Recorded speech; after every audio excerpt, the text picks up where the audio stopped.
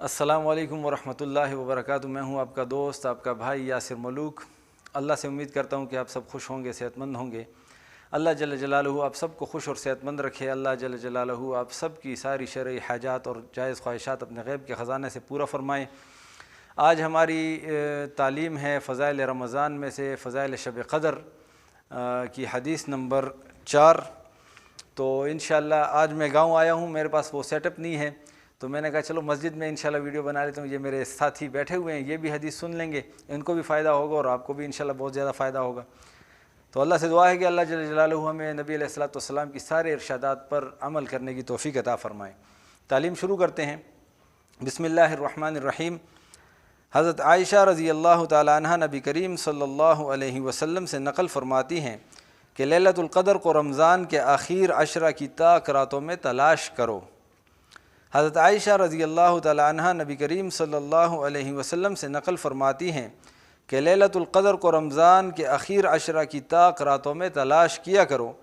فائدہ: جمہور علماء کے نزدیک آخر عشرہ 21ویں رات سے شروع ہوتا ہے۔ عام ہے کہ مہینہ 29 کا ہو یا 30 کا۔ اس حساب سے حدیث بالا کے مطابق شب قدر کی تلاش 21، 23، 25، 27، 29 راتوں میں کرنا چاہیے۔ اگر مہینہ 29 کا ہو تب بھی آخر عشرہ یہی کہلاتا ہے، مگر ابن حزم رحمۃ اللہ علیہ کی رائے ہے کہ عشرہ کے معنی 10 کے ہیں، لہٰذا اگر 30 کا چاند رمضان المبارک کا ہو تب تو یہ ہے، لیکن اگر 29 کا چاند ہو تو اس صورت میں آخر عشرہ 20ویں شب سے شروع ہوتا ہے، اور اس صورت میں وتر راتیں یہ ہوں گی 20، 22، 24، 26، 28۔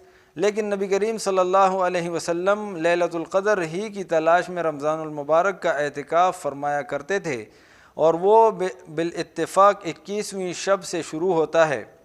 اس لیے بھی جمہور کا قول 21ویں رات سے تاک راتوں میں قوی احتمال ہے۔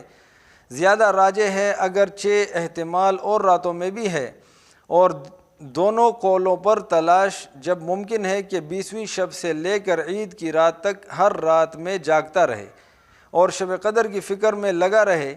10-11 راتیں کوئی ایسی عام یا مشکل چیز نہیں جن کو جاگ کر گزار دینا اس شخص کے لیے کچھ مشکل ہو جو ثواب کی امید رکھتا ہو۔